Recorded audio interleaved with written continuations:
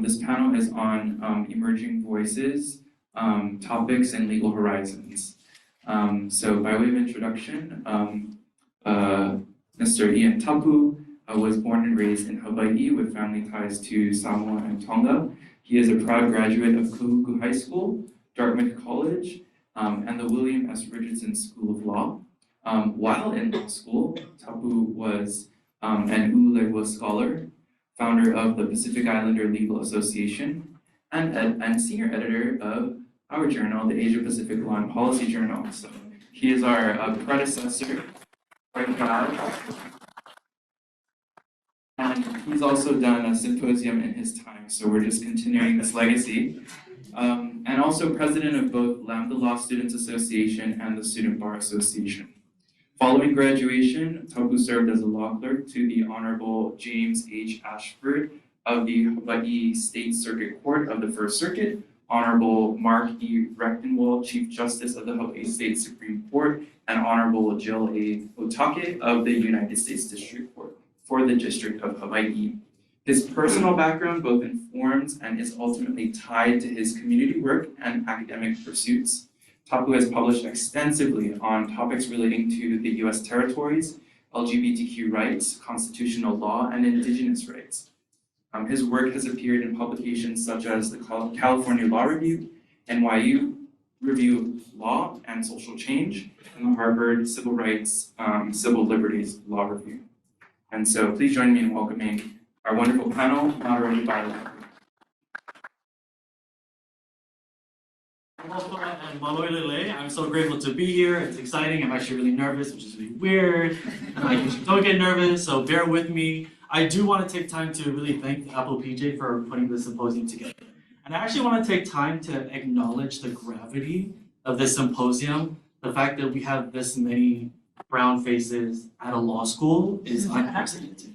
We're like, you should sit and feel chicken skin. The fact that we're at a law school that traditionally doesn't reflect us, that traditionally, probably won't have the classes that we'd like to take about the topics we'd like to hear about. So this is huge. This is so huge. And I think this is in line with Chief Justice William S. Richardson, who knew that there was a need and who advocated for a school in the middle of the Pacific.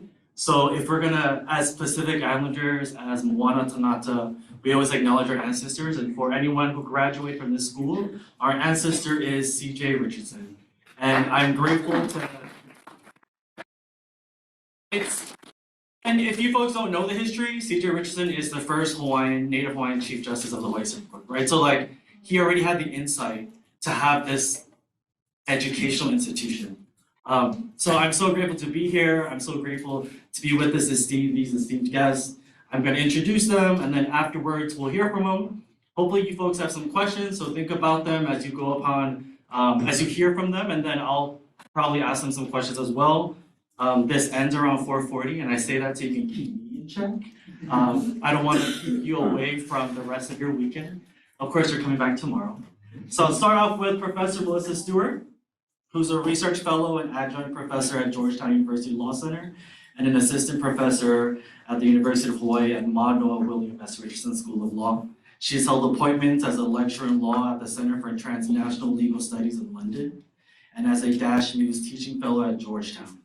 Professor Stewart was previously an associate in the International Litigation and Arbitration Department at an international law firm, where she represented sovereign states in international disputes, including representing the Republic of the Philippines in the South China Sea arbitration. Her research combines theoretical and practical approaches to complex problems of law, primarily in the fields of international law and human rights. Her scholarship has appeared in or is forthcoming in the American Journal of International Law, the Virginia Journal of International Dispute Settlement, and the Stanford Journal of International Law. Her forthcoming article, Cascading Consequences of Sinking States, addresses island states at risk of losing a significant portion or all of their habitable and territory due to sea level rise, the rights of their populations, and implications for future state. Mahalo, Professor Stewart. Next, we have Yota Pacifico Owe, who is the Energy, Climate, and Development Director at Ocean, Climate, and Energy Advisors, Incorporated, a consulting firm based in Pohnpei, Micronesia. In addition, he also serves as the operations manager for Steady Palms, a small business that focuses on delivering professional services and specialized procurement for information technology, renewable energy, and sustainable cooling needs for the public and commercial sectors in FSM. Shaped by his living and learning experiences at Mabuchi Hill, Yota was fortunate to have not only graduated from Xavier High School, but also been selected as a Gates Millennium Scholar. He received his Bachelor of Arts in Economics and Environmental Studies at Fordham University in New York City. His undergraduate thesis investigates the implications of climate change on Micronesia's food security, development, and public health. In addition, Yota recently completed his Master's of Science in Energy Policy and Climate at Johns Hopkins University. His graduate thesis delves into the technology, policy, and partnerships needed to build and maintain a robust and resilient solar, photovoltaic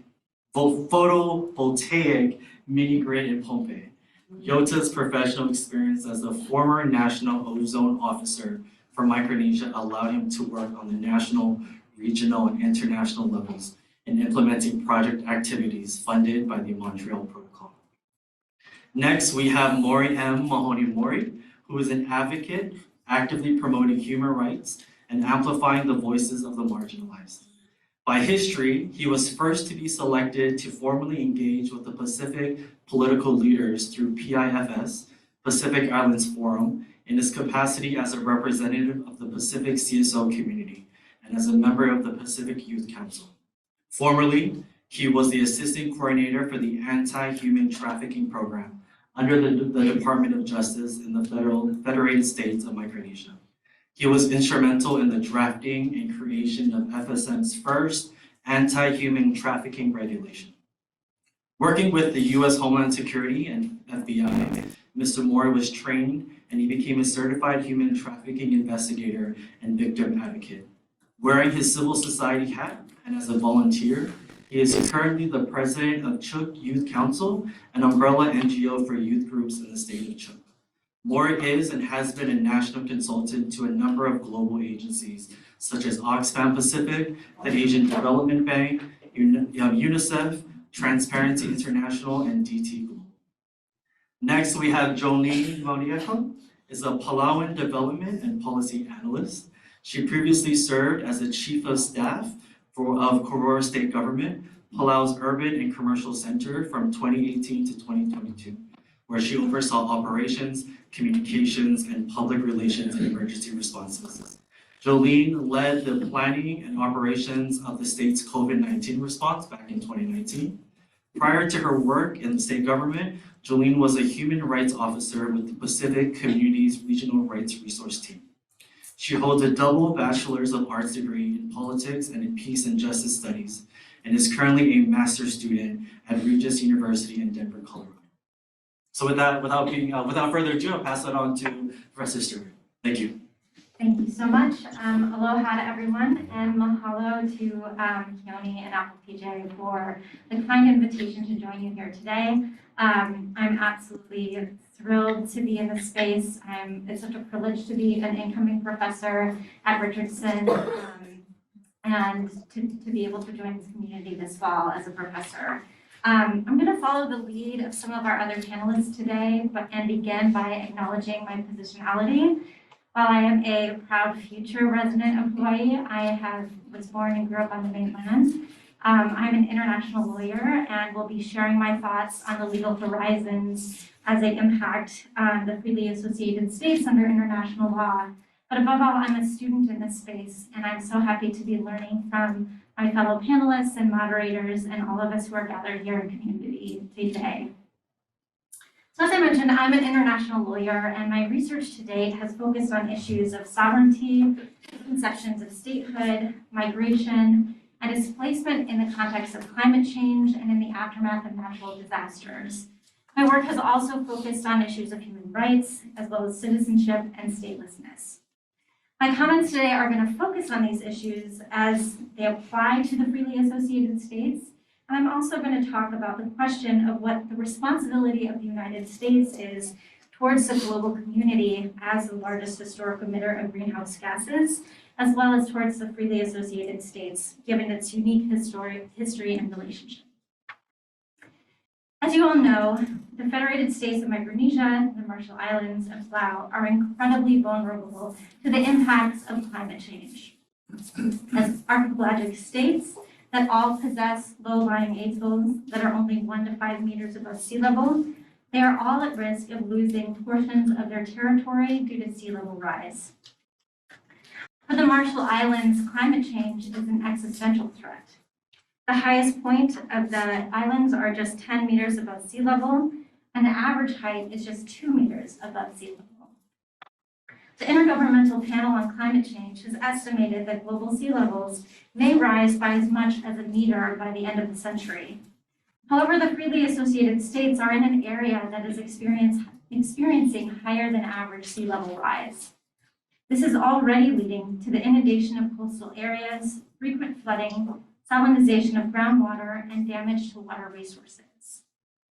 As you well know, the freely associated states are all vulnerable to other impacts of climate change, such as loss of biodiversity, coral bleaching and acidification, and greater frequency of extreme weather events such as typhoons. What is clear is that the global community and the United States are not doing enough to reduce greenhouse gas emissions. The hope and the commitment of the Paris Agreement was to limit global warming to well below 2 degrees Celsius, aiming for no greater than 1.5 degrees Celsius of global warming. However, just last week, or this week actually, the Intergovernmental Panel on Climate Change released its synthesis report of its 6th assessment report. And they noted that we are on track to use up the carbon budget to limit warming to 1.5 degrees by the year 2030, which is just over 6 years from now. Under current policies, we are on track for 2.8 degrees Celsius of global warming by the end of the century. And even if we were to implement all of the current pledges under the Paris Agreement, we will only reduce that to 2.6 degrees Celsius. The United Nations Environmental Programme's 2022 Emissions Gap Report called for a rapid transformation of societies, as there is currently, quote, no credible pathway to achieving the Paris goal of limiting warming to 1.5 degrees Celsius. The current projected level of warming will be catastrophic and will likely exceed our ability to adapt. It will displace hundreds of millions of people around the world that live in coastal areas, including the citizens of freely associated states. To address the issue of statehood, under international law, there is no legal definition of a state, but it has been traditionally understood to include a territory and a permanent population. For low-lying island states, in particular, the Marshall Islands, Kiribati, Tuvalu, and the Maldives, climate change threatens to deprive these states of one or more of the traditional elements of statehood. Even if they are able to preserve their territory, there is a risk that the territory may become uninhabitable due to the stresses placed on the natural environment due to climate change, in particular, access to fresh water. If large areas or the entirety of a state becomes uninhabitable, it will naturally displace the population. Under international law, there are limited rights for those who are displaced in the context of climate change. While there is a right to leave your country of origin under international law, there is no right to migrate or to enter another country. And those who are displaced in the context of climate change can only obtain refugee status if they separately meet the definition of a refugee, which is a person who is outside their country of nationality or habitual residence and is unable or unwilling to return due to a well-founded fear of persecution on account of their race, religion, nationality, political opinion, or membership in a particular social group. Human rights law protects individuals from being sent back to a place where there is a risk of irreparable harm or due to a risk that they will be deprived of their life. But so far, international bodies have yet to find that inhabitants of low-lying island states face a violation of their right to life if sent back to their country of origin, despite evidence of dwindling access to fresh water that is causing significant illness and even death. For the populations of freely associated states, they're in a slightly different position than other populations of low-lying island states. The immigration provisions of the Compacts of Free Association allow them to come to the United States on non-immigrant visas. Migration can be a form of climate change adaptation. However, as Councilwoman Kiyama noted this morning, U.S. social benefits may or may not fly. And as Professor Mitchell-Eaton put it, the status is liminal, exceptional, and exclusionary. If the entire population is displaced, this will also lead to questions on the continuity of state, as it will lack a permanent population, one of the traditional elements of statehood. The extinction of a state through the physical causes is entirely unprecedented in history and international law, and the implications for preserving the continuity of a state in the absence of habitable territory are unclear. The freely associated states exercise their right to self-determination comparatively recently, and sea level rise threatens the territorial integrity of these states, as well as has a potential to undermine that very right to self-determination. The loss of territory and the displacement of a population would be an irreparable harm that no amount of money from a loss or damage fund could ever repay. Island states that are uniquely vulnerable to the impacts of climate change, and the freely associated states in particular, have been at the forefront of pushing for innovative solutions to climate change under international law, and our current moment in history is no exception. There are currently 3 different efforts to pursue advisory opinions from international tribunals in an effort to clarify the obligations of states with respect to climate change. Now, advisory opinions are different than typical cases you might see in court, and they are not legally binding, including on the parties that request them. But they are authoritative statements of law that have legal effect that influence state behavior. With respect to pursuing advisory opinions on climate change, the freely associated states have provided enormous leadership. In 2011, Palau, along with the Marshall Islands, announced their intent to seek an advisory opinion from the International Court of Justice. They sought clarification on the obligations of states with respect to damage caused by greenhouse gas emissions. At the time, the initiative faced opposition, including threats of reprisal, notably from the United States. I think I'm running out of time, so I'll try to wrap up quickly. And the current ICJ advisory opinion effort began through the activism of Pacific Island students fighting climate change. It builds on the work of the prior effort by Palau and the Marshall Islands and was taken forward by Vanuatu, along with a core group of states that includes the Federated States of Micronesia. If you're interested in learning more about this issue, since I'm running out of time, there's an article that I wrote that's coming out in Lawfare on Monday that goes through these different advisory opinion efforts. There's great hope that these efforts will bring progress, but there is no guarantee. And the United States is the largest historical emitter of greenhouse gases. If these questions move forward and obtain advisory opinions, the courts might clarify what the obligations of the United States are for causing significant harm to the environment due to its emissions of greenhouse gases.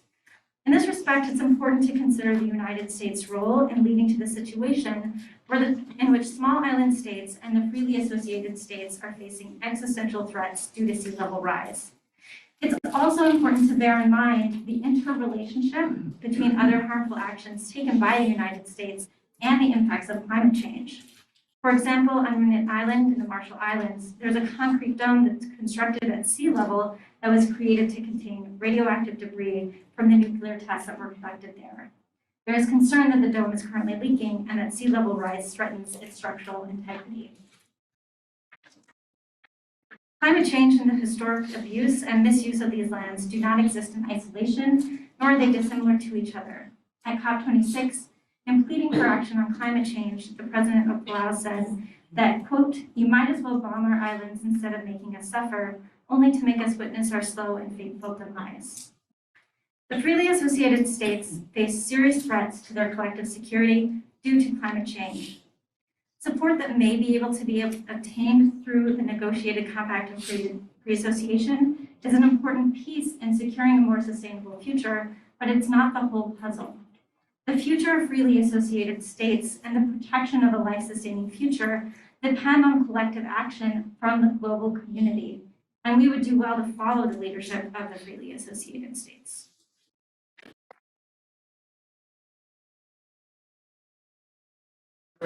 I will say that it's great to hear her remarks because while it's frustrating to know that international law hasn't caught up with climate change, it is exciting to know that the students here, our Micronesian and Pacifica students here, have the ability to be creative lawyers and insert themselves into the conversation, right? So thank you again for kind of bringing that up.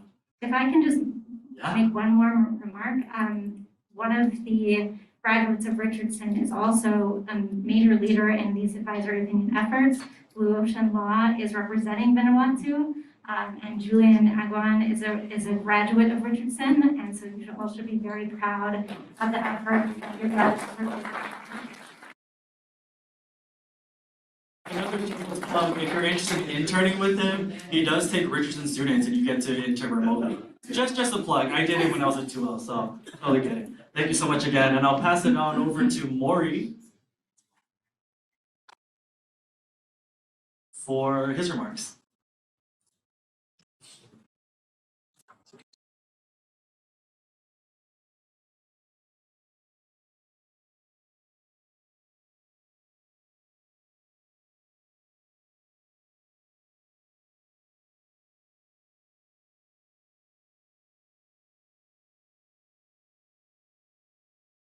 Hello? Hi, Maury, we're ready for you. Give it to us. Thank you.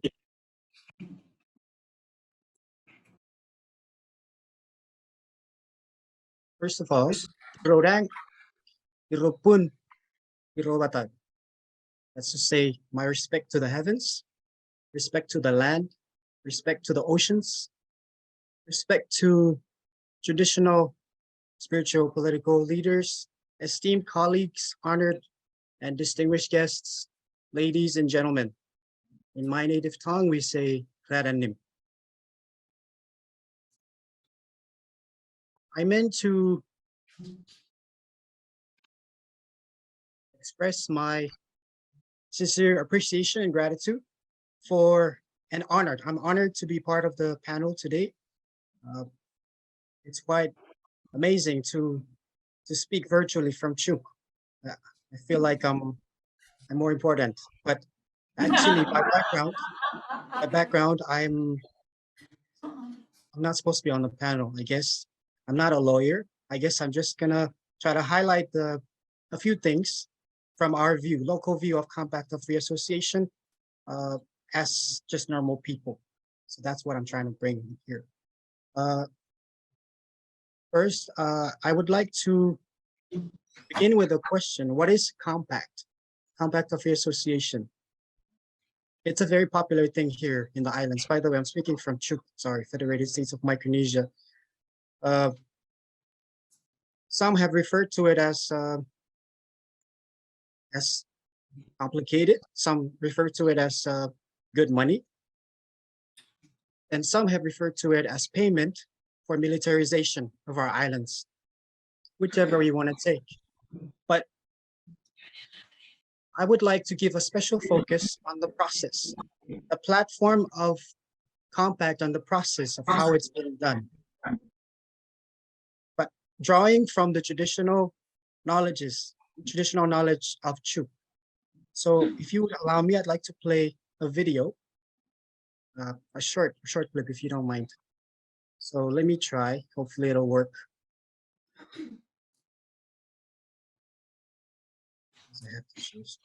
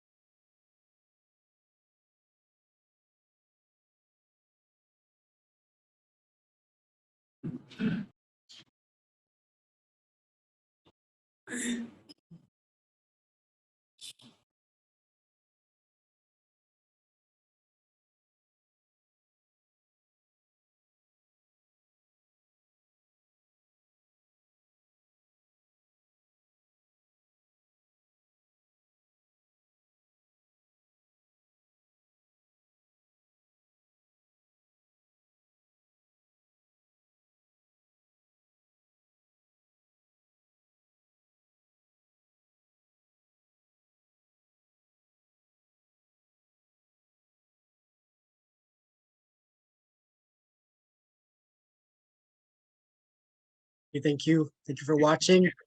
That was a short presentation of a second government reform that took place in the Pacific. While the compact is a new concept, it represents development, change. It also represents the future. Compact, I think, in my view, determines who we are as Micronesians, and it also determines our social status in the world. But how much of it reflects who we are? How much of it speaks to our identity as Micronesians? How included are we in the process, let alone how much do we know about the compact, which our lives depend on so much. So the format of the panel is conversational, so I won't be doing much of the talking. I look forward to questions to answer. But drawing on the video that we were just looking at, I think we saw that there was a mention of a bird. There's the importance of the environment. There was mention of the two ladies, and it's a second government reform, meaning we now look at gender inclusion in all these development processes. This took place before colonization, pre-colonial times in the Pacific. So I think it's time we revisit our processes before we can talk about the future. There was also a mention of the bird declaring the outcome of the meeting, which I think represents transparency in the process. Now, looking at Chuk today, or the FSM, where are we in terms of development? I think I'm going to stop here and then have someone continue the conversation, but I'm happy to share more if questions come up about where we are in terms of development in the islands. I end this with strong recommendation. With the geopolitical challenges facing our region, it is now pertinent more than ever that we get to know each other as Indigenous peoples first. We reassess our collective engagement with the world and with each other. God bless you. I thank you.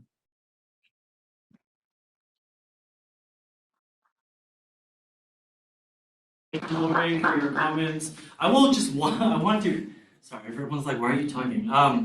He did start off by saying that he doesn't know why he's here and he's not a lawyer, he's not important. If anything, I think you're more important because you're not a lawyer.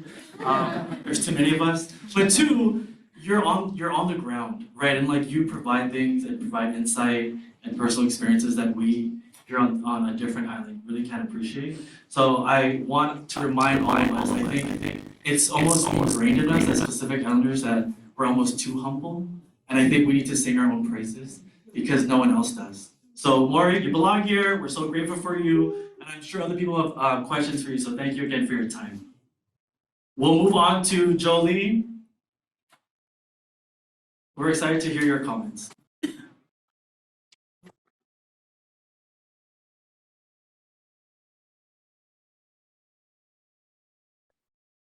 Hi, Ali, good morning, aloha.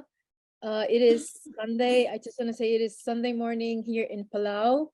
And it's good to be here. And thank you everyone for, especially the organizers for inviting young Pacific leaders and especially me from Palau to join in this conversation. Like Maury, I'm not a lawyer myself, but I have interest, a scholarly interest in in this area, specifically in gender, social inclusion, and in, indigenous ethics. Sorry, I'm so nervous. I was emailing the organizers to give me a few minutes to gather myself, but I think I'm good to go. So as I've learned and read a lot, and to couple that with my lived experience as a child, and now I'm an adult who was raised post COFA agreement. So I was born in 1985. My first memories were from my father, who was always busy going off to these meetings, political meetings. And at the time, I've always heard the word progressive and liberal. I never knew what they meant back then. But then later on, when I grew up and I learned more about it, I realized that after when Palau and the US were negotiating the COFA, Palauans were told, were put in a room and asked, are you a liberal or are you progressive? And by all means, I don't think a lot of them understood what that means, what that meant, and they kind of just joined either side and took on those persona. But for me, it feels like back then we didn't have a lot of Palauans, and I feel like this may be the same for our neighbors in RMI and FSM. We didn't have the same access and the same level of understanding of our place in the world, especially in these negotiations of COFA, and we were people that have been colonized for hundreds of years by different actors from Germany, Spain, Japanese, American, being trust territory under the US administration after post-World War II. So we have been people that have been colonized for a really long time, and then suddenly the world was freer than ever after World War II. And we were told, we were asked, are you a progressive or a liberal? And we didn't know what those things meant and what they would mean for our future. So that was the sort of like the sentimental history of these negotiations. And I believe that we're all familiar with the timeline of events around the compact. But this time, what I really want to discuss in my statements and talk about, which I've really diverged from my speech, but this time around, I feel like we have a second chance of really working on this negotiations and agreement from a sort of an equal playing field. Even though it's not equal yet, I would kind of still argue that we're not really equal as Palauans versus the United States or as the other countries. We still have a lot to learn about our place on the table as brown people, but at the same time being COFA people. And I say this because I was born and raised in Palau, moved to the United States for college, and like any other colored person, I've experienced injustice in many forms in the United States. But when it comes to the COFA, I believe that there's still some sort of things that we need to unpack and we need to figure out in order to come to that level playing field. And when I talk about this, I guess I can start reading my statement to say this more clearly, but the renegotiations this time around give all four countries, and that's the 3 FAS in the United States. What's that? Oh, okay. You can keep going. Okay. Right, I lost my place there. So it gives the four countries a chance to renegotiate the compact. And a lot of times we hear that it's about the money, the economic package, about the defense, the strategic alliance, all that stuff. But what we don't hear about is like what are the legal gray areas that are not being addressed in the COFA? And there's a lot. There's like major gray areas that need to be addressed. And that's when I say that, I talk about, okay, so we are this is a contract between rights holders like ourselves. We hold rights to the land, to the water, and the air, and then the United States, which is a global military power, soft and hard power. So what are the legal gray areas that we need to really look at so that this will not be an unfair contract? And I believe there's a lot of that have not been addressed, that were not addressed at the first round. And I don't see them being talked about in the MOU that were just signed. And I think it's important to know that the MOUs that were signed between the countries and the United States are not the COFA itself. I think I'm saying this for people who are not in the law community. So we still have a chance to really look at those unaddressed areas in terms of, okay, so if there's gonna be military bases, which we really see a lot, especially in Palau in the last over a year and a half, we've seen a lot of military exercises, military personnel.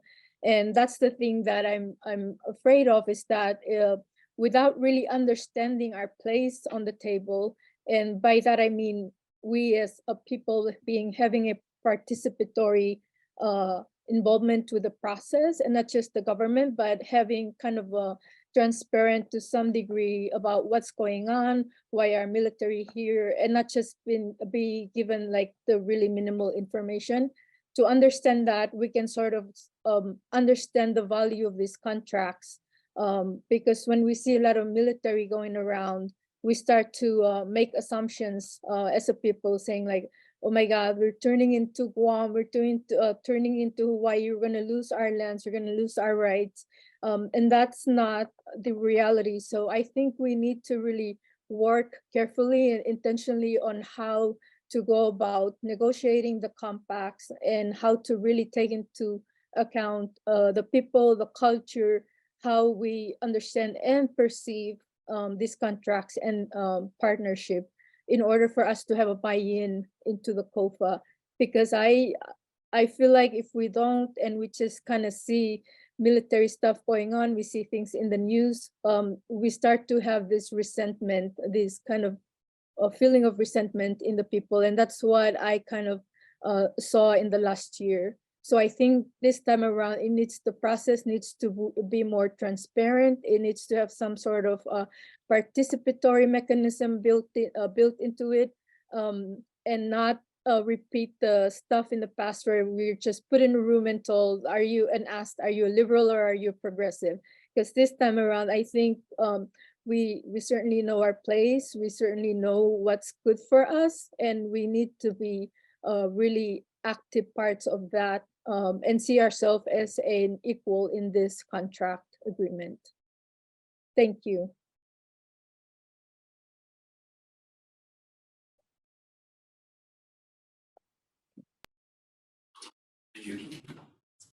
All right, it was muted, but I want you to know there was a huge applaud for you.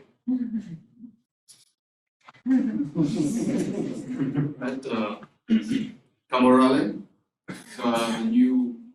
we were hosting a stakeholder meeting last week. That was the new phrase. Kaslelia ugetin then rananin then mo, and that was the whole. That was the new thing. I was like, maybe I should say start off. We have brothers and sisters across our Pacific. So first off, my appreciation to Keone. Thank you very much for having me here. I feel so rejuvenated every time I get to come and speak to leaders, emerging leaders, and very humbled to be here to share the thoughts and experiences. So one thing for me, I feel I was really excited when I had this opportunity to come and to think about what are the opportunities for FSM and the compact that we can make where I could really sort of inject some of my knowledge and experience, and sort of say that we need these changes. Especially, this is the focus that I want to bring it to. Like, my whole focus and passion is for the energy sector. How do we connect that with development? It seems like I mean, when we think about the compact, there's all this money, like, our colleague Jolie was saying, it's all about money. I just wanted to point out, like, when I was eager to hear about the new negotiations about what was that figure that was floating around, and it was $140 million. Back in 2004, it was about $100 million. But then, for me, I was like, well, what is it in real terms? So I went to the Federal Reserve, took up the inflation rates, the average it was about 2.1% over 20 years. And the real value of that $140 million we're getting was only $94 million in 2004 terms. And I was wondering, did anyone think about that? But anyways, that was just sort of that's kind of like a deviation for what I wanted to talk about. I want everyone to maybe take away three things, what I believe for this, the positive things, the challenge, opportunities for this new compact and for thinking about economic development in FSM. There are sort of these three paradigms, or these drivers too. We have climate change, adaptation, mitigation. There's floods of financing into the Pacific. Working previously with FSM government, there's all these projects targeting different things coming from the Global Environmental Facility, GEF, the Global Climate Finance. You have these bilateral and multilateral partners just throwing money into the region. And I'm saying, where can we have the biggest impact? And for me, I really believe it's in renewable energy integration. So we have the climate side, there's the climate finance, adaptation, mitigation. Then we have this third amended compact. And there's a lot of, looking back on, I had the great opportunity to speak with President Manny Moore. I was like, are you involved in compact negotiations? And said, no, they don't need my help. I said, well, why not? Can you give me what were your thoughts of what happened with the first and the second? What are the lessons learned we could take from those first and second, what we did wrong, what we did right, and put into the third amended compact? He said, well, this is how, in his opinion, it's like the first amended compact, this is money, flush of money. It's a new nation. Government officials, they were like, we didn't know what to do with it. That's how it seems like. It was definitely mismanaged. And the second compact came, the US sort of was asking for the accountability. There was none. It was kind of hard to report on what states did with their money when it was divvied up. And so this third one, he says, this is a great opportunity, and you're living in a really interesting time with climate change and this third amendment compact. And then for the third driver is this: we're living in the technological, highly technological, innovative times. We're moving away from information age to an artificial intelligence age. So, and also with the new developments in renewable energy, I talked specifically about solar photovoltaic, or so I'll just mention solar PV, and I think that could unlock economic development opportunities for FSM. When we think about economic development, it's something not new, and that's what really drove me to study in my undergrad, and having spent time working for, at that time, the office that managed the compact funds. So there seems to be a lot of opportunities to take these climate finance that's flowing into all the small island development states. And then you have this third amended compact with this new additional financing, and then this age of technological innovation and dropping costs of renewable energy. I fully support that through solar PV integration, we can have access to cleaner, reliable electricity. We can unlock developmental outcomes. One of the things that we have is a ton of fish, tuna resources. You can go to the Observatory of Economic Complexity at MIT, where they can track trade flows of countries, and they would rank them against their rubric of how economically complex a country is. For FSM, it's based on, all countries are based on imports, exports. For FSM, we export about $110 million worth of frozen fish, and that's where that economic development opportunity lies. But one of the biggest barriers to that is the cost of electricity. We can't compete with Philippines or Thailand for canning, but we have the solar resources to develop our own mini grids and have, that capability to do the factory and processing in our own lands. And that provides jobs. We can combine it with adaptation. Renewable energy can also be an adaptation tool. so we can rely less on diesel imports, as FSM imports about $60 million worth of diesel. That's 15% of our GDP, 2020 GDP, to be exact. But there's that financing that we could be using towards better health, education, and infrastructure. Of course, there's all this money. It seems, I know, speaking with, having the opportunity to speak to our leaders, and I always bring him up, Kashiomida. He was there from TTPI times, and when he told me how old he was, because he's a very youthful and lively man, and he's like, yeah, I was there during TTPI. What? So I was like, so why are they coming to you and asking, what can we do right? What was wrong with the first and second compact? So, I really join our brothers and sisters to say we need more representation. We need to be there. Why not let's take our experts and our leaders who were there before, take what they have learned, and that's something I see is being neglected in this iteration of engaging us, the stakeholders, micronations. So I hope we can do a better job of that. But I guess to wrap it all up, the world is moving towards, we have to cut fossil fuels, but we can't move too quickly into renewable energy. One of the FSM's goals is by 2030, that's in 7 years, we want to have a renewable installed capacity of 70%. So right now it's about 20-30, but if you go into, I don't want to delve too much on the technical side, but going from 20 to 30% is feasible. But when you mess with electricity, you always have to be balancing the grid. Something that we take for granted is just reliability of electricity. Sitting in this room, we have lights. It's the people at the utilities. It's a tough job, and it's very important that people have access to clean, reliable electricity. So let's just take some time to be appreciative of the lights here and aircon. And it makes me really grateful to remember my time at Xavier when the study halls would be run by small diesel generators, and you only study from lights will go out at like 8 or 7, but then you still have kids who were there at that desk. And looking back on it, I was like, man, we were damn dedicated. And now in Pohnpei, I get blackouts 3 or 4 times a week. And so, I can't send emails or I can't do work, but I'm like, okay, things have to change. So it's like, why not we look at those things, these drivers, and find how we can combine that financing from COFA, these climate finance funds, and then take advantage of this age of, accelerated innovation and technology. We just need to find the right partners. Oftentimes at the government level, we all go have this pompous ideas of, let's do it, it's easy, we have the money, but sometimes it's not about, change is not moved by money.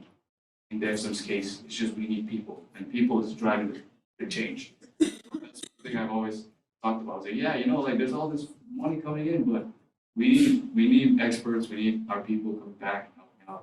But I understand, I spoke to someone last night who really helped me. It's like, I know that there's obligations that you have here in the US, maybe you have loans that you have to pay off. Minimum wage in FSM or in Pohnpei is $1.95. Of course, understanding the economic side of why micronations are abroad and continue to further their education, support their family, because there's that economic reality that you still need to grasp and grasp. So I guess I'll leave it there. Did I take any questions? And same for our brothers and sisters out here. Thank you.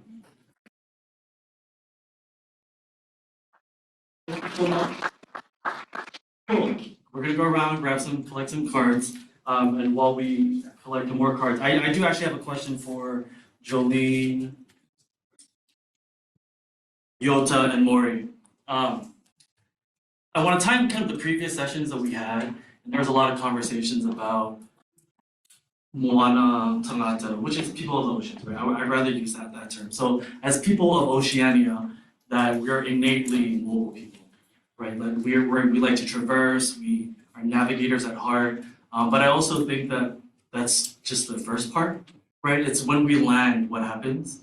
And I think of, for Hawaiians, that there are more outside of Hawaii living than on our own, on their own land, and that there are more Samoans being born outside of Samoa, right? But so what does that mean for folks who want to be mobile, who want to traverse, but feel still disconnected to their land, disconnected to their culture, disconnected to their language? Because I think we do need to acknowledge those kinds of policies to ensure that we can continue to be mobile, but not lose trace of our roots and heritage. So if Jolene, Yota, and Maury have any thoughts about that?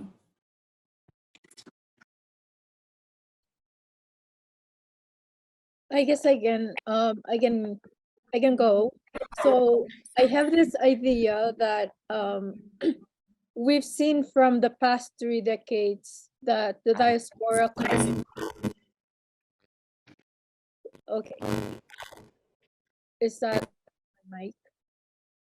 Okay, so we've seen from the past 30 years that the diaspora community in the United States have really experienced, being marginalized and all that. But at the same time, from what I have conversations with my family and friends, I understand that there's some sort of disconnection that you talk about with the culture and the people who are back home.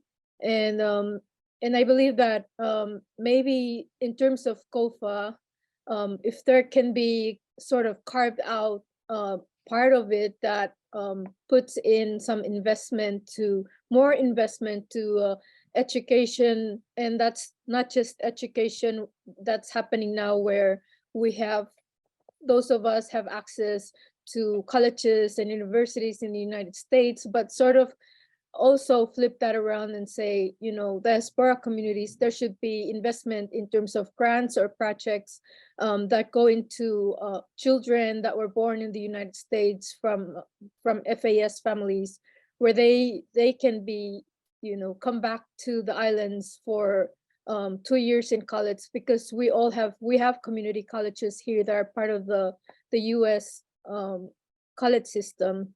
So if they have received some sort of funding or financial aid to come back here and actually have some sort of cultural immersion, make that connection to their motherland and be able to traverse and voyage around the globe and then go back, maybe that's something that can be kind of happen in terms of boosting in money and funding into this next round of negotiations.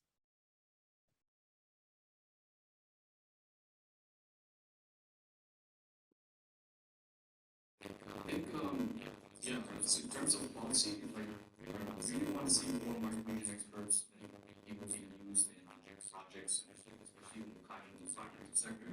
We rely heavily on importing human capital, these consultants. So, and how do we build that within ourselves? There's a way that's sort of a network of African experts. Say, hey, we have this project in very specific, like say, environmental, climate, or law, policy, that you need the expertise, you partner with us as we pursue this project together. So that way you get a reason to come back home and do something positive, using the skills that you build up. That's something I would think we can have that. Why not? We never know, we never ask, so I think so. Where did you want to win? You said you cannot come here. Well, let's continue on. I'll make sure I'll call Maria. So, next question is for Professor Stewart. Beyond the loss of land to sea level rise, what happens to the exclusive economic zone of those islands that are no longer in existence? And do we migrate to obtain those rights? So this is a very friendly topic under international law. There has been a declaration on communities maritime baselines in order to preserve that maritime entitlements, including the exclusive economic zones. And there's actually been a lot of indications in other states, the United States included, that are supportive of freezing baselines. So I think that shows a lot of progress in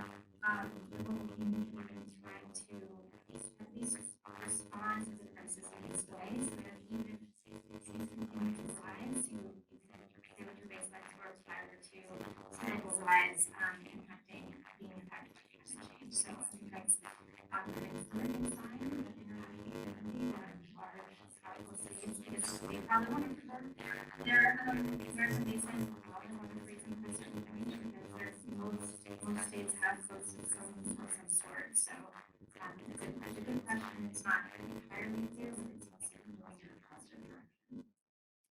Thank you. So, as we already kind of touched upon on the first question, but as the emerging voices, future generations and organizations, what do you think is missing from some of the last compact and what do you think is missing?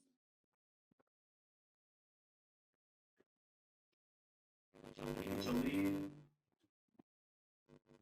Lori is not here. Anyone else? We're having some issues hearing us.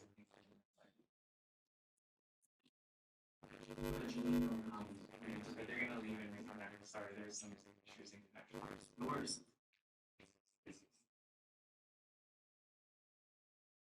Yeah, I guess with the second compact from 2004 to 2023, yeah, it's a. But I think that there was a huge emphasis on the second compact for infrastructure. It was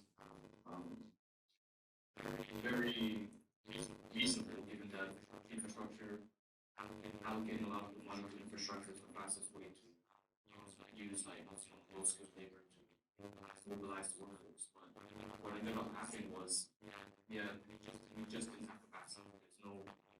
So I always like to use references like there's a sense of capacity is like a cup. There's only a certain way much. Like you have to expand the cup rather than just keep pouring water. Exhaustion is just overflows or like or you they're overburdened or the government. There's no what happens. What I think needs the permanent compact would have, of course, more of a focus on climate, environment, and energy. Having a technical building capacity, like where they're getting exchange with U.S. experts and engineers, with public and private companies and organizations, public and private organizations that have a sense of that way you can facilitate that exchange. And only that you can't expect 6 months a year, like really build capacity. And of course, we always say with scholarships, that's one thing to help increase the deficit in just like technical capacity, engineering, doctors, and all that. But one of the biggest things is retaining it. You can build it, but how do you retain it? And that's the same thing with infrastructure development. There's that old paradigm of you build, then you neglect, and then you replace. So, but how can you? Where are we moving on that we can use our own people, use public-private partnerships? That way, we can boost the economy, provide jobs, and retain that capacity. That's my thoughts on it. I'm not sure if you have any thoughts about ways that COFA can, with the international environmental law perspective, what they can do to better assert their information from protecting territories. That's a good question, and I will admit I think of our previous panel, I'm not an expert on but I think that it's really important for all of these states to try to assert whatever negotiation they have, not just for technical support, but for financial support. There's been a lot of commitments by the international community to give finance for states that have been impacted by climate change. There was commitments to give up to $100 million per year by 2023 that have not been fulfilled. And so I think for us when it comes to the aspects of failures to commitments, there have been failures to commitments that have commitments, so not sort of coming around on when they're entitled to financial support, where countries have made real and what should be binding commitments that are financial and also as well. Thank you. Continue. Can you hear? We might type the question. Check it. Yeah, if you want to type this, it's a really simple one. I think for a lot of possibly people tend to be the first in a lot of situations, right? Person with family to go somewhere, person with means to achieve something, first on the island to reach a certain milestone. So So I'm actually really curious, and I think this is necessary for the students that are out there. Being a person, I think, is really exhausting. It's really tiring, and sometimes it can be a little debilitating. So how, as a first, do you sustain yourself?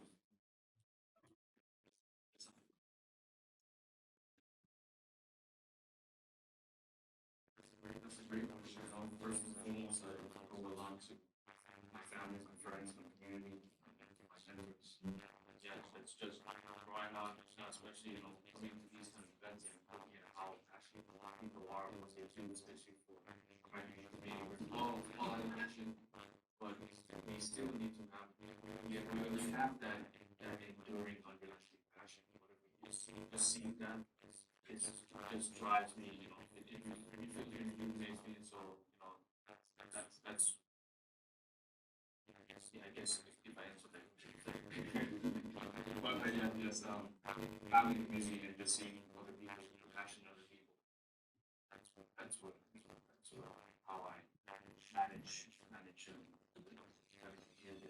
being first. We're gonna try and experiment with mics, because there's mics in the ceiling. Oh, yeah. See if that helps. We can put on Jolie and Morris, want to make sure that you can hear us? I can hear, but it's not clear. Jolie? I barely hear, but I see the questions chat. I'm so sorry. I'm gonna try and speak a little louder, because maybe that'll help with the questions for you. So if you want to answer the last question, which is about being the first in your family, in your community, your village, or your island, and how you maintain and sustain yourself so that you can continue to do the work that you like to do. And I think Julie also.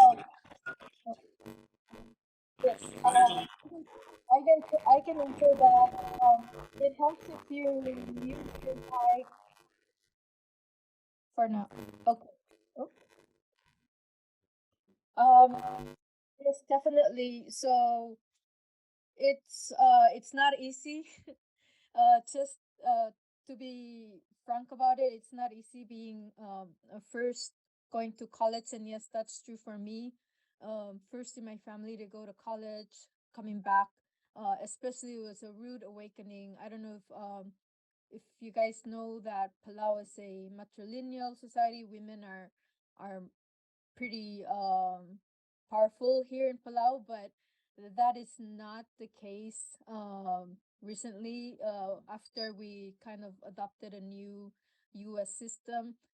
We are told we're powerful. We come back and we have all these responsibilities to the family, to the clan, but at the same time, it's sort of a identity crisis because it's very hard being a woman in politics here in the islands.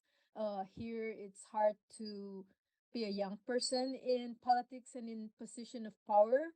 And then being the first in the family to go to college and coming back, getting fast tracked into those sort of positions is really hard on my mental health and just life in general. For me, I cope by reflecting a lot. I reflect, kind of carving out space for myself to do that. So I think that sort of practice and figuring out what's your personal preference, or what's something that helps you unpack and reflect, or even if it's just exercising every day, we really need to look out for our own selves.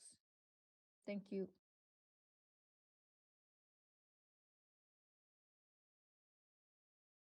Thank you.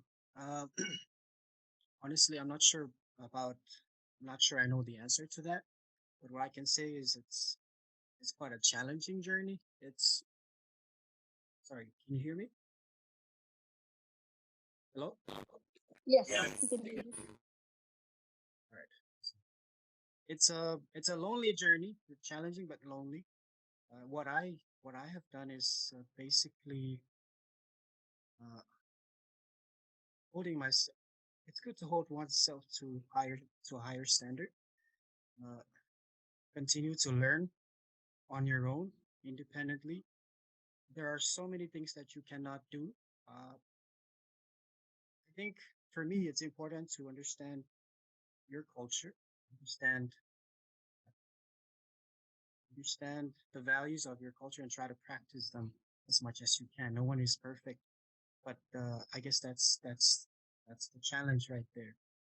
Uh, in terms of politics, uh, it's all about knowing, studying, and knowing independently. Most of it has to do with being silent. There are a lot of issues that we are triggered by, and we tend to just jump. That can ruin our reputations. So it's most of the time it's about locking your. I would lock myself up and think hard to find solutions and learn. My secret is there. I have my silent moments and just try as much as I can to work out a plan and then try to implement it.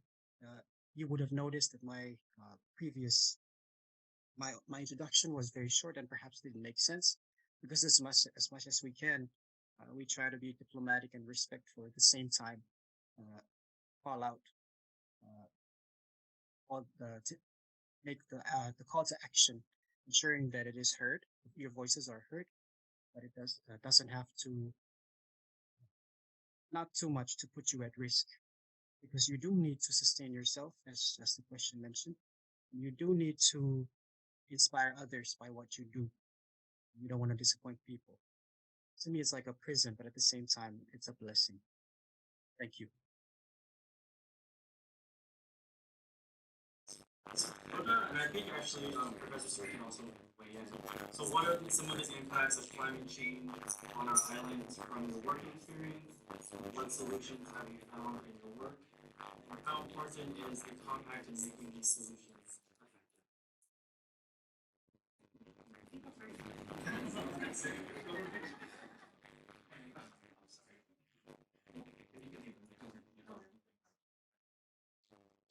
what are the impacts of climate change I've seen on the islands I'm working? Also, I mean, the prominent impact is like the sea level rise. If you get to the airport in Pohnpei, there's certain times, well, if you take the plane and you're flying off, you can see that the airport is actually also kind of being flooded. So you could see pockets of water where the plane is like on the runway. Yeah, that's the most apparent happens when the high tides. I don't know how like to mitigate that. I mean, that's something is going to be challenging. There's no easy answer to like sea level rise.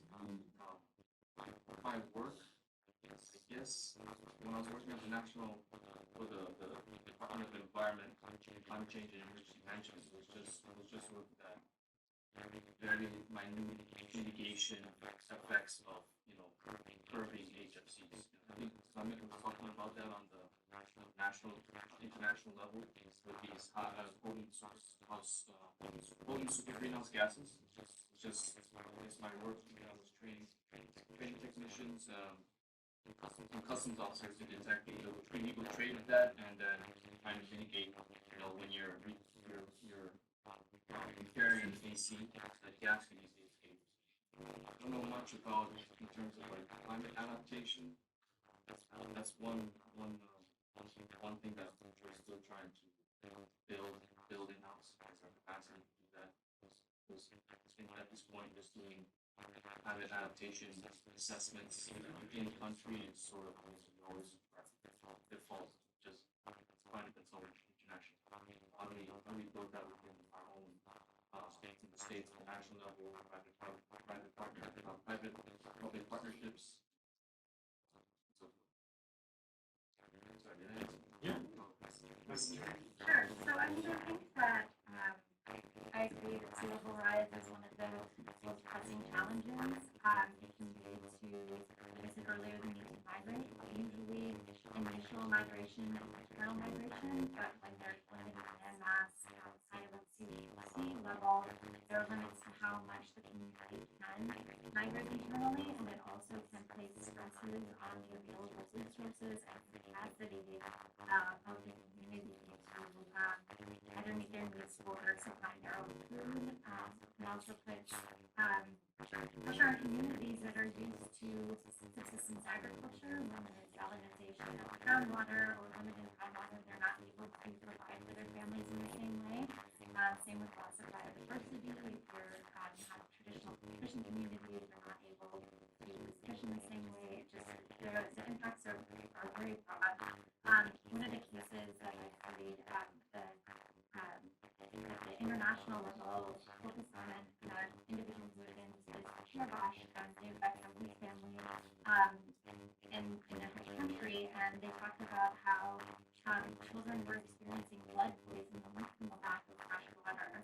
And so the health effects from not being able to access sufficient fresh potable water can be really severe. So thinking about how these communities can have access to the resources that they need are really important. There are efforts to think about how to adapt to climate change. Some Hawaiian island states have undertaken land reclamation to reinforce the land that they have, to build additional land, to try to make it higher above sea level, on their own environmental impacts, as well as particularly on atoll islands that are engaging in land reclamation where there are coral reefs. It's important to try to build structures where they can try to stay in place, as the majority of these communities would prefer to stay within their home territories. But a lot of this is very expensive. So going back to the previous question about financial support, so for example, the Maldives is estimating to undertake projects to reinforce the islands, just the inhabited islands in their country, would cost $8 billion. So it really requires an enormous financial commitment from the international community, and I would argue that some of these states that are historically high emitters have a responsibility to help these communities that are not historically contributing to the underlying causes of climate change. Jolene, Maury, and Yota, I think you folks have a really unique position because you have 1 foot in the tradition and then 1 foot in the modern. And I think sometimes it's a blessing, but oftentimes it comes with a lot of pressure. And I'm really curious about how do we build connection, because like Joe mentioned in the last session, COPA is about relationships. So how do we build relationships that connects generations? Because sometimes I feel, and this is coming from like my grandma, man, she would frustrate me so much. Love her to death, this little Samoan woman, and she didn't know how to talk about like LGBT things because it was always framed in like Western words, right? Like LGBT. But if I phrase it in words of our language, right? Like, fa'afafine, or, the fact that we've had kind of these cultural norms and bases to have these conversations, I think it's a lot of burden for young people to have to kind of make that connection for our elders. And so how do we bring in our elders into having the conversation, and then vice versa? Like, how do we make sure that our elders acknowledge that our youth are, we're the future, that we have a lot to say because we are straddling both worlds?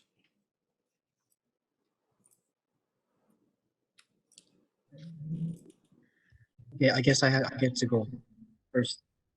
Let me first answer, if you don't mind, I'd like to answer the question posed earlier. I didn't get the chance to answer it because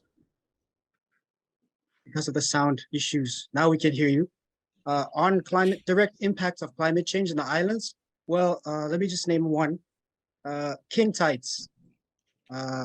There's a lot of, we're having more frequent king tides than we've ever had before. I'm driving, my car is getting rusty because we're literally driving in the water. Our roads are submerged. So I think that's a security issue. Climate change, the Compact of Free Association by the West might be seen as a security tool. Maybe to some people, it might mean military strategy, but to the Pacific Islanders, climate change is the biggest security threat. And I'm talking on economic impact. My car is rusting. I'm gonna have to spend money on it. But the critical issue here is our lives. We have outer islanders who depend on the local crops, and they're almost gone now. So if there could be a recognition and also perhaps more investment in the development of the CSO sector, the civil society organizations, the NGOs who are actively working to promote these things don't have the capacity, don't have the finance capacity, accountability for these grants. We know that there are technical processes to get these funds, but the community level needs a simplified access to climate financing under the Compact of Free Association. And I think it's critical. It's a sort of an emergency at the moment. That's one. Next, the question is, how do you, sorry, I forgot, it was a bit mouthful, but I think it was something about intergenerational conversation, Yeah. right? How do you attract people to talk to get the different people from different age groups, to discuss things? I don't know either, but let's look at culture, traditional perspectives. I think we have a curriculum called Tutunap. It's storytelling, but so that could be one way where we go back and have make time for our elders on a community scale. Now we work in the office. We have colleagues who are we have senior colleagues. We can work with them. We can always call them auntie, but using that island practice, I know it's not easy because young people are sort of marginalized, or women in high spaces, but we can try. I think by traditional perspectives, the word youth is literally translated as sarafa, but I think it comes from two words. Saram means light, Peru means land. So it is the campaign to promote the value of young people, because by speaking to young people, you are enlightening them, and by enlightening young people, you are bringing light to a nation. That's supposed to be the concept. And when young people are not well nurtured or well taken care of course, the land will be dark. So the status, the community status depends on how the young people are being dealt with. Thank you. Thank you, Lord. Jota and Jolene, I don't know if you had the last question. If not, I can go to. Yeah, yes, I can go. And that's a really loaded question. So I wrote a book. I wrote the first children's book. Oops. Yeah, so I wrote the first Palauan's children's book that was sold in stores. So there were books before, but they were mainly for the classrooms. And what I really struggled with, and this was back in 2018, was that should I write, so the translation, I decided to do little translation as in English in the bottom mainly for Palauan diaspora. And then I was like, should I follow the rules of grammar that are taught to us in school, and how to write Palauan using the English language, which is really, really hard. And if you do it that way, what they teach you in school, and mind you, this was all during the trust territory, and after that, the Palauan language becomes very hard to read and technical, and not natural in the way you speak it.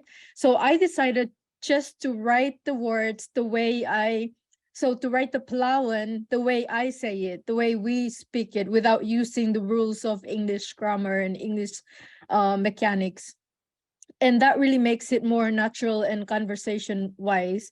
And I'm talking about that experience because it's kind of the same for me right now, and especially for our generation, or for my generation of millennials. We're sort of having this feel this self-imposed responsibility, at least I feel that where we have to translate things in between our older generations, especially our parents and grandparents, and then for the younger generations who are just different than us. Like, they live through the screens. They live through their phones, through their devices. They experience the world through their phones.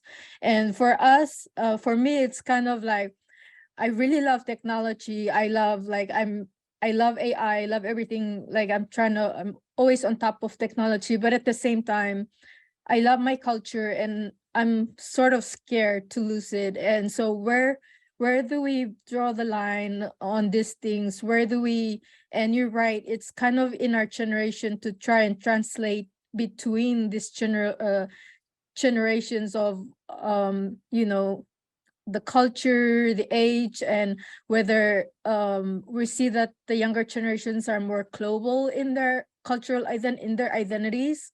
And so we're really having a hard time with these conversations actually in the national stage in Palau, especially when it comes to LGBTQ plus community and their identity. So it is an ongoing question. It's a really interesting area of research and exploration. And I think if students at the law school or any other schools in UH would want to tackle it, it's something that needs to be understood. And I really don't have an answer for it.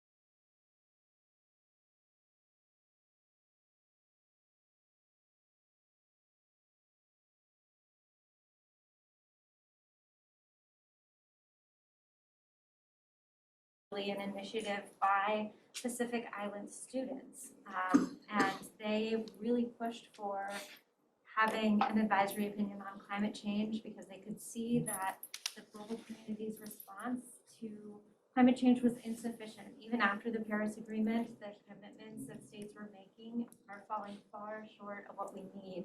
And so looking at these law students who were going to school in Vanuatu and created connections among other Pacific Island students to push this effort forward is really admirable, and they are having a real impact. This is Vanuatu took up the initiative. It's being considered by the General Assembly this week. 105 states, which is the majority of UN member states, have signed on as co-sponsors. This is a really historic moment, and it was pushed forward by law students like the ones that are sitting in this room every day. And so I think even though climate change can feel really daunting, and the way I write about it is sort of depressing and feels apocalyptic, these are real challenges, but students can have real impact. So that's what I would say. For me, I would say seek the wisdom of your elders, find mentors, because why they've gone ahead before you in whatever field you want to build your expertise or quell your anxiety about. They have something, that wisdom that they freely will share to you all. And I guess in our generation now, with that attention span diminishing because of social media and all that, it's even more valuable to them. So for me, I really enjoy finding mentors. They don't have to be elders, but go and finding people who are experts, or like whether they're diplomats, scientists, engineers, and you just go and spend some time with them. That have that human connection and listen. That's the reason why we have 2 years in. Thank you. Jolie? Yes, I guess I want to say that it is a very monumental challenge ahead of us. And what I want to say is for students and others, I think it's important to be both reflective and active at the same time. So taking actions with the same rigor, reflecting with the same rigor as how you take action in your community, because a lot of times, and I've certainly learned this along the way, is that we become sole activists, and we it's easy to be a runaway train and forget our positionality and our place in the world. And for that to do, we need to be both reflective and active. And I think this is something that I learned from Paulo Freire, and really having to praxis in this space is very important, as we cannot learn from COFA or from anywhere else, because we're sort of in a niche area and sort of working these things out.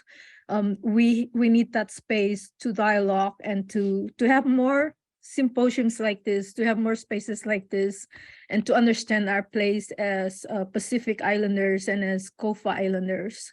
So yes, take time for yourself, play an active role, but at the same time, do a lot of reflection with others. Thank you.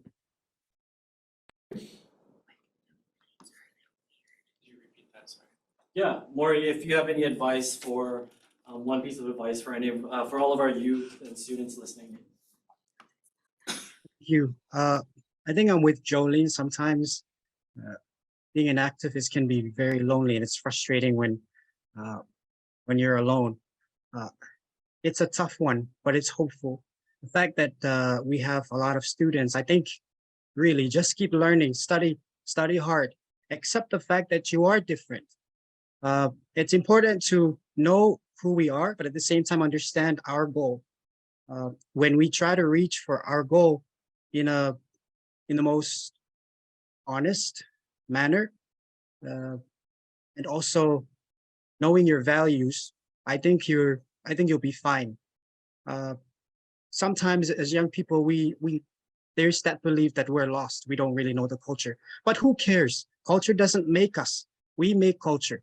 What's important is we study our cultural values. We determine which one, determine which is relevant, and we practice what's relevant. At the same time, own it, own the world, speak your language according to your time. Earlier, I talked about the tutunap. In Harchuki's culture, the tutunap is like the transmission of knowledge from one generation to the other. That's why it's important to get to know, to be close with our elders, because they're the ones giving us the wisdoms. I think time has changed. Now, currently, knowledge of our generation is more critical to our generation than any other generations. So why don't we then transmit back what we know to teach our elders? It's a changing of times, and it can be hard, but really, truly believe in yourself. Have that courage that you can change the world. Just courage. Thank you.